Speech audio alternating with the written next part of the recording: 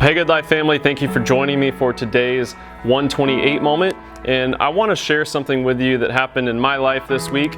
I have never really been a car person. To me, cars are just things that we have to use to get from point A to point B, because sometimes riding a bike is a little bit too far and walking is way too far. So for me, I was in a neighborhood in our Bradenton area that I have never really been in before, but from the moment I went, it was one of those fancy gated neighborhoods. From the moment I went through the gate, I started getting a little self-conscious about my car. Like maybe I should have taken Sarah's car, my wife should have taken her car instead.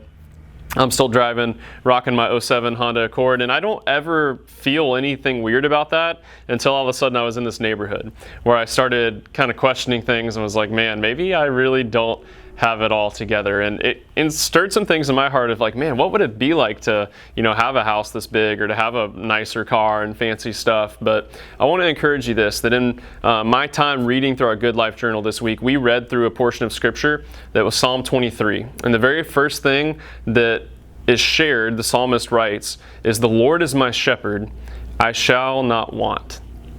That God is my shepherd, He's my protector, my provider, and therefore I shall not want.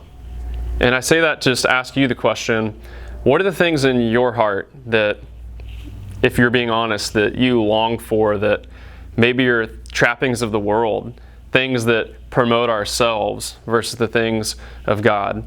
And instead, what if you and I committed to being the people that were actually content with where God had us?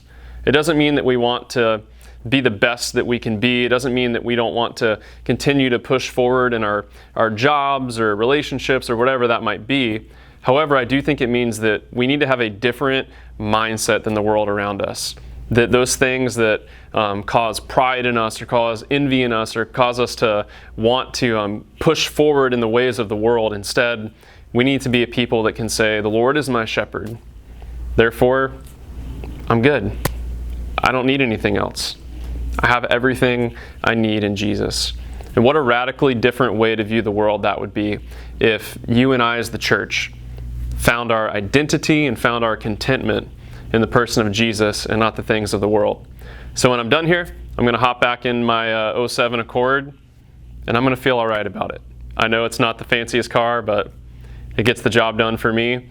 And I guess for now it can serve as a reminder that my identity is not in what I drive, but it's in who my shepherd is and who I follow. So I'd encourage you guys with that this week, church family. Love you guys. We'll see you right here in this room on Sunday, 9:30 and 11, or online at 11 o'clock. And I also would mention our online service is an on-demand service, which means it goes live at 11.